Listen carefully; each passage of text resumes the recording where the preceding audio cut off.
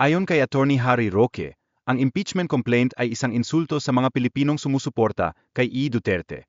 Kinakailangan itong talakayin ng maayos.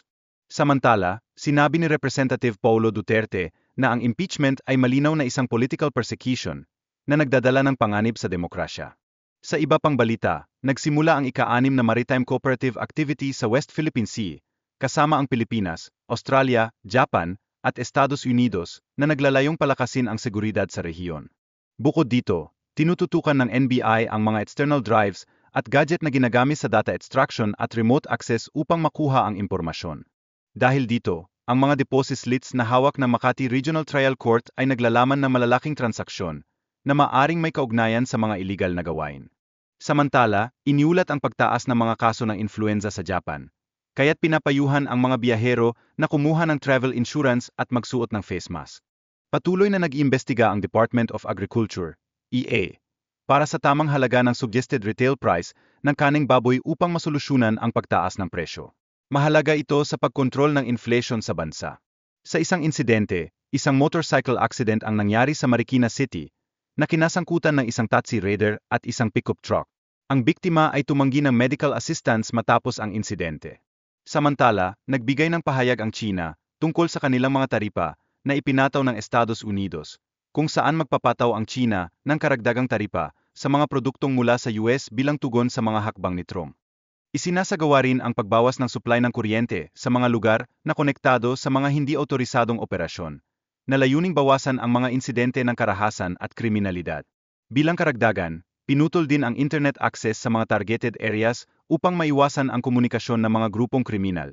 Ito ay isang estratehiya upang masubaybayan at mapigilan ang kanilang mga aktibidad. Nag-deploy ng mga military personnel sa mga kritikal na lugar para masiguro ang kapayapaan at kaayusan. Layunin nito na protektahan ang mga mamamayan laban sa mga banta.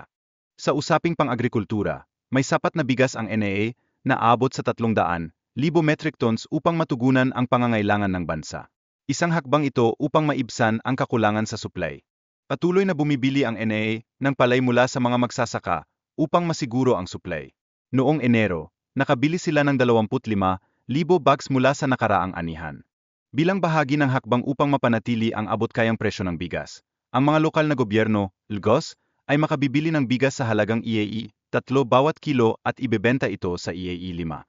Ang mga lugar sa Bangsamoro ay hinati sa 3 kategorya upang ipakita ang antas ng banta sa seguridad sa mga halalan. Ang mga kategoryang ito ay red, yellow, at orange. Kaugnay nito, ang mga law enforcement agency at mga non-government organizations ay nakipagtulungan para masiguro ang kaayusan sa nalalapit na eleksyon, kasama ang ENE at AA. Ipinaliwanag ng COMELEC ang mga tungkulin ng bawat ahensya sa halalan, na mahalaga ang kanilang koordinasyon upang matiyak ang integridad at kaayusan ng proseso.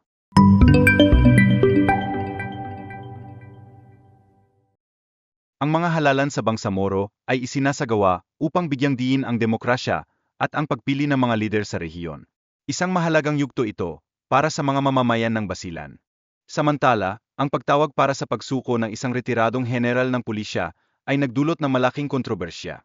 Ang insidenteng ito ay kaugnay ng mga aligasyon ng iligal na gawain na may kinalaman sa malawakang kalakalan ng droga.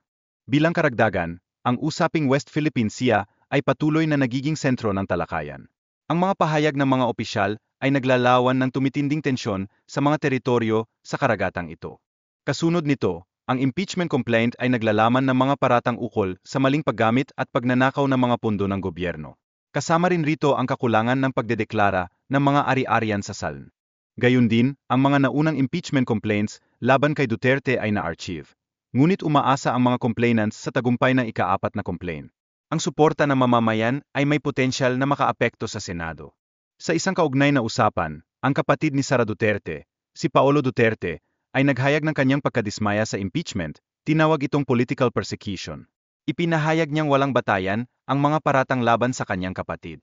Dagdag pa rito, ayon kay Barry Gutierrez, ang impeachment court ay hiwalay sa legislative chamber. Ito ay nagbibigay dayan sa kakayahan ng Senado na ipagpatuloy ang impeachment kahit nasarado ang sesyon.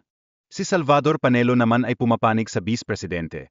Sinasabing ang impeachment ay isang paraan upang sirain ang reputasyon ng administrasyon. Ang kanyang pahayag ay nagbigay diin sa mga politikal na implikasyon ng prosesong ito.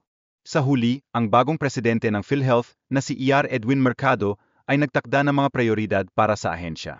Kabilang sa mga ito ang pagpapabuti ng proseso ng pag-claim at pagtugon sa mga hindi pa nababayarang claim ng ospital. Sweden is in mourning after a devastating mass shooting at Risbergska School in Åbro on February 5, 2025, left around 10 people dead in what Prime Minister Ulf Kristersson called a terrible act of violence. The tragedy has now become the deadliest mass shooting in the country's history. The attack occurred at 12:30 p.m. local time when a 35-year-old suspect entered the school armed with an automatic weapon. The suspect, whose identity has not yet been disclosed, is believed to be among the deceased. Authorities have stated that the motive remains unclear, and while no terrorism links have been established, the investigation is still in its early stages. We now know that about 10 people have lost their lives today. We cannot provide more specifics at this time. The reason for this is the number of injured. I took all my 15 students out into the hallway and we started running. Then I heard 2 shots, but we made it out. We were close to the school entrance. I saw people dragging the injured out, first one, then another. I realized it was very serious.